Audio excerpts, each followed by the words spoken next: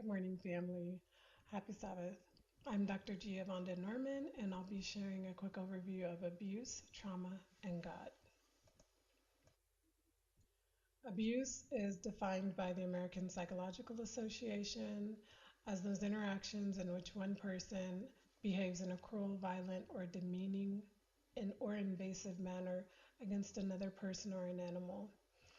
The Substance Abuse and Mental Health Services Administration defines trauma as events or a series of events or set of circumstances that is experienced by an individual as physically and emotionally harmful or threatening, and that has lasting adverse effects on the individual's physical, social, emotional, or spiritual well being. Trauma is defined by the Center of Healthcare Strategies by a perversive problem that results from exposure to an incident or series of events that are emotionally disturbing or life-threatening with lasting adverse effects on the individual's functioning and mental, physical, social, emotional, and/or spiritual well-being.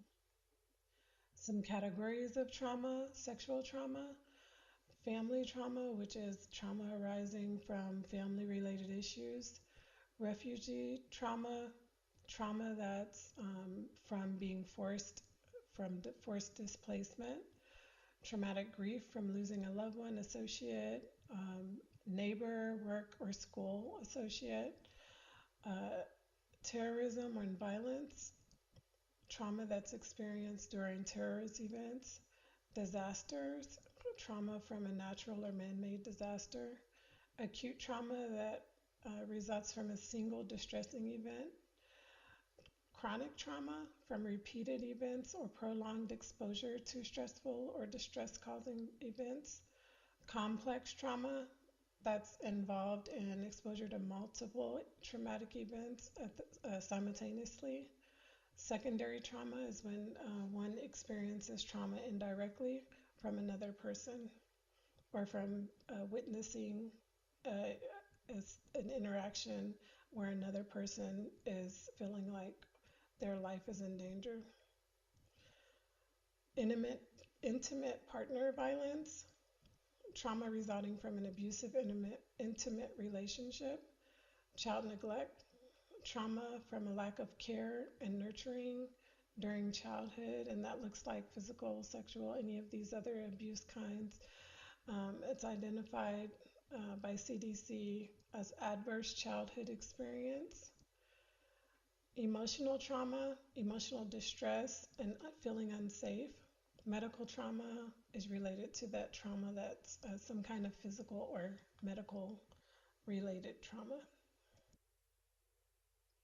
Some of the most common psychological diagnoses that are usually associated with trauma are post-traumatic stress disorder, anxiety disorders, substance use disorders, depressive disorders, personality disorders, dissociative disorders, sexual disorders, attachment disorders, social disorders, stress disorders, psychotic disorders.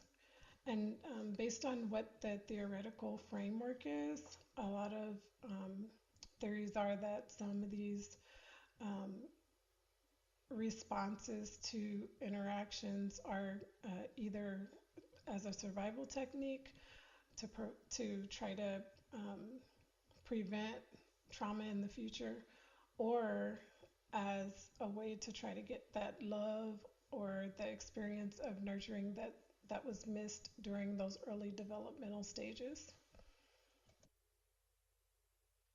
Some common effects of trauma include impairing memory, concentration, being able to retain new information or focus, heart disease, obesity, various addictions, depression, anxiety, various cancers, an ability to trust others, ability to manage various events and challenges that would, under normal circumstances, be able to be manageable, or be able to form healthy relationships, Trauma also disrupts emotional identification, which means that a person may really struggle with identifying how they feel within themselves, and they may really lean on others to find out how they're feeling. And you see this a lot with codependency or with the relationship between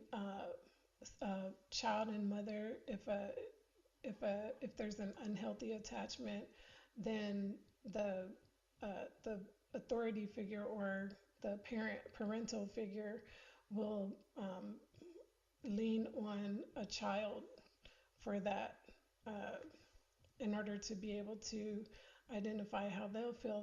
They'll or a child will even do that sometimes if a child has experienced trauma. And in some cases, if they haven't experienced trauma, they'll look to the people around them for how they feel or how to respond. And you see it a lot with those persons who struggle with various issues with abuse and trauma.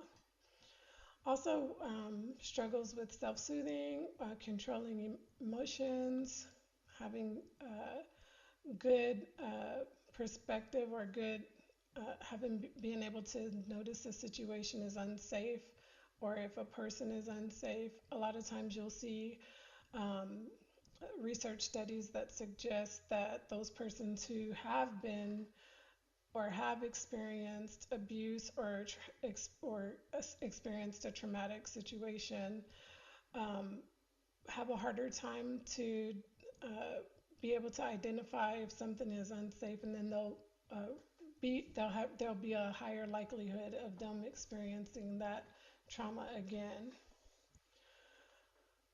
Trauma also helps to shape a person's belief about self, others, their ability to hope, and overall life outlook. And I think this is really important, especially with regards to our relationship with God.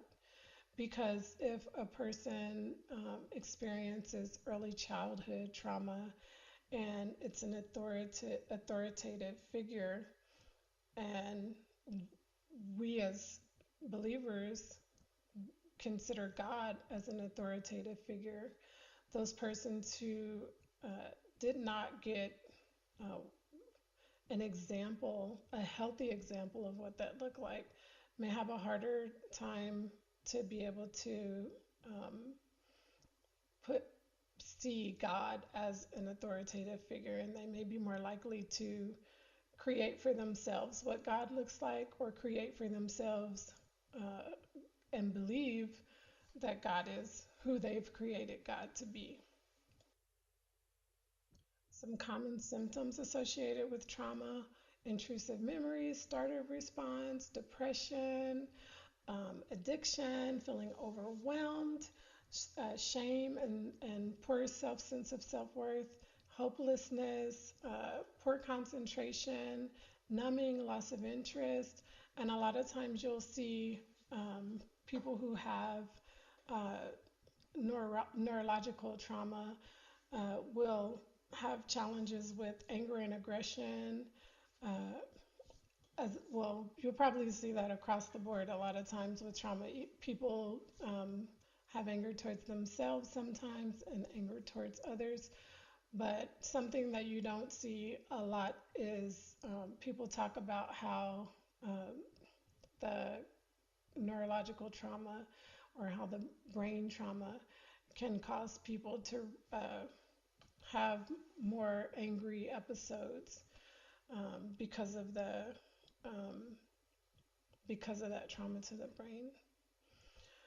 Self-destructive behaviors, hypervigilance, irritability.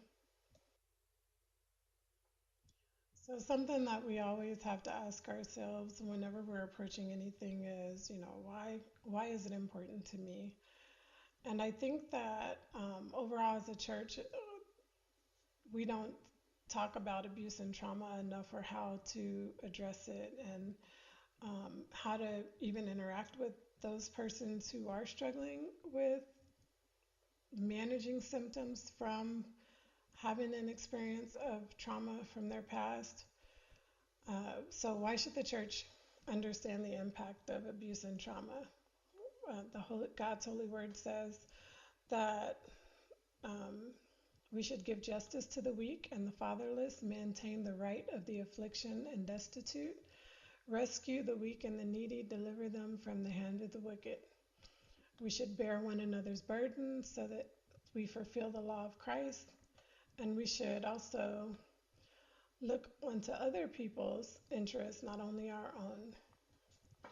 Overall, it's three S's: for service, for self care, and to stop it.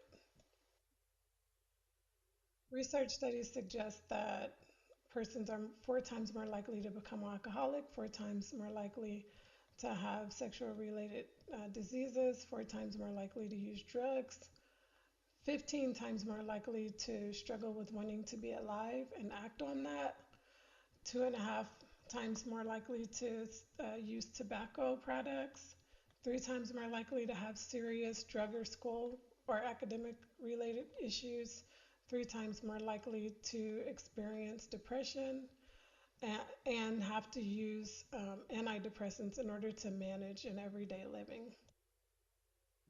Some of the most distorted and unhelpful expressions that you hear around trauma or around abuse are things like, he or she knows what she's doing. If I experience trauma, I'll never be happy. I can't live like this. He or she will never get over this. And we know that that's not true. Some people do. They're able to manage and able to move on. As a matter of fact, people who actively work towards wellness are able to work with a clinician, work with uh, church members, work with people in the community or programs in the community, are able to even at times people are able to go and purchase self-help books or join online groups to get that additional help. There's always a pathway to wellness. Some people may say things like, oh, she or he must like it if they're still there, or what happens in my house stays in my house. Oh, I'm just making them tough, preparing them for the real world. Nobody needs to know what we do in private because you're my special friend. Things like that are things that you really need to be on the lookout for and respond to.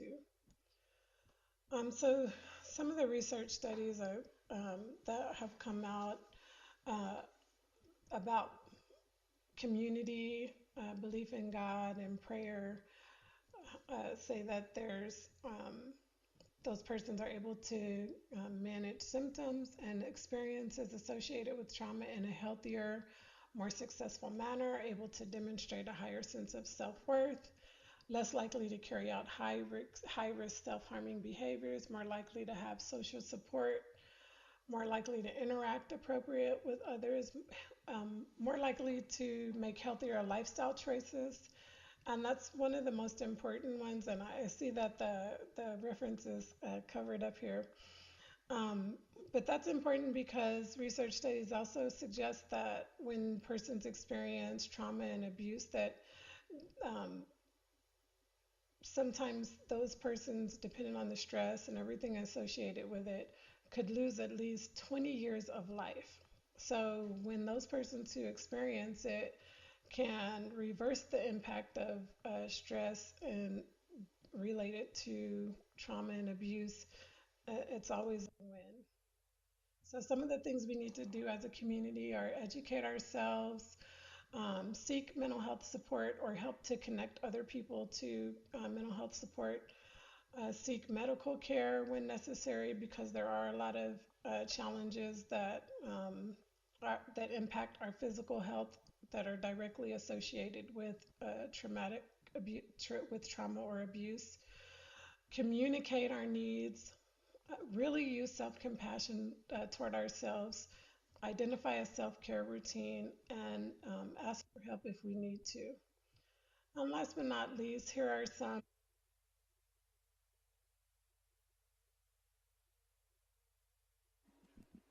Hello?